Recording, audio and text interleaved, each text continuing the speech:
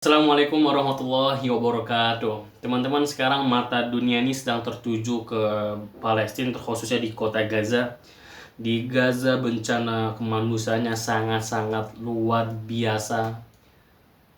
Pemboman oleh angkatan udara Israel itu di setiap hari itu di wilayah di tempat yang berbeda-beda gitu. Di wilayah A, B, C itu diserang semua gitu.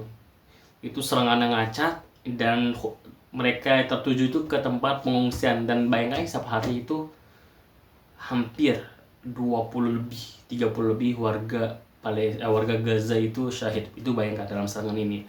Itu serangannya tuh bencana luar biasa banget. Hingga hari ini yang tercatat 56.000 orang lebih telah tewas. Dan ini angka yang tercatat, dan angka yang tidak tercatat itu kemungkinan 2 kali hingga 3 kali lebih lipat itu. 2 kali hingga 3 kali lipat itu. Jadi sekitar 150.000 sampai 100.000 sampai 150.000, bahkan lebih gitu ya.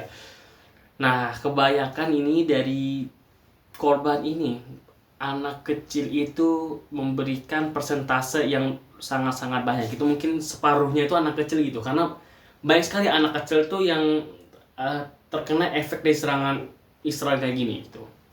Dari bayi, bahkan dari bayi, anak kecil hingga orang dewasa itu banyak banget yang terkena dari efek serangan ini.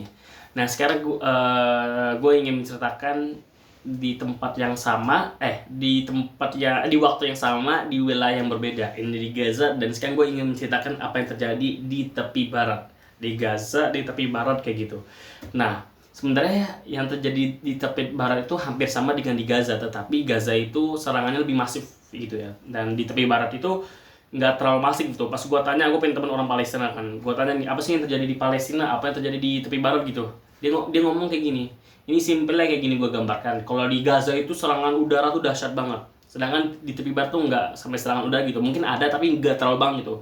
Dan gas yang di tepi barat tuh nggak sampai masif banget kayak di Gaza gitu. Jadi di Gaza itu udah luar biasa, udah diblokade kayak gini-gini, sedangkan di tepi barat belum kayak gitu. Tetapi tentara-tentara Israel dan pemukim-pemukim warga Israel itu melakukan serangan ke warga-warga di tepi barat kayak gitu. Nah, apalagi sejak Januari awal tahun ini 2025 itu Israel tuh semakin masif nih dalam penghancuran rumah-rumah di tepi barat itu. Jadi ada kota namanya itu Camp Janin gitu, Cem. Nah, dalam serangan Israel itu ke sana 600 rumah hancur dan 600 rumah hancur dan sisa itu rusak gitu. Dan akibat serangan itu 22.000 orang itu mengungsi. Bayangkan, itu serangan di Camp Janin di tepi barat.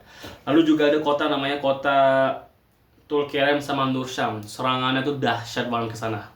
Itu sekitar 400 rumah rusak, hancur. Terus 2000 berapa gitu ya, itu rumahnya itu mengalami kerusakan.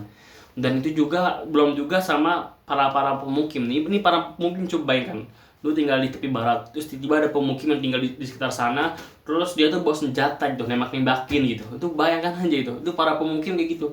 Terus melakukan provokatif kepada warga tepi barat untuk melakukan apa gitu. Sedangkan pemukim Israel kan tentu dilindungi, didukung sama tentara Israel. Jadi mereka tuh kayak kong kali kong gitu. Tuh bayangan, itu yang terjadi di sana. Dan hingga hari ini tercatat sekitar 900 berapa ya? Di tepi barat lah, sekitar 900-an lebih lah. Warga tepi barat itu tewas gitu.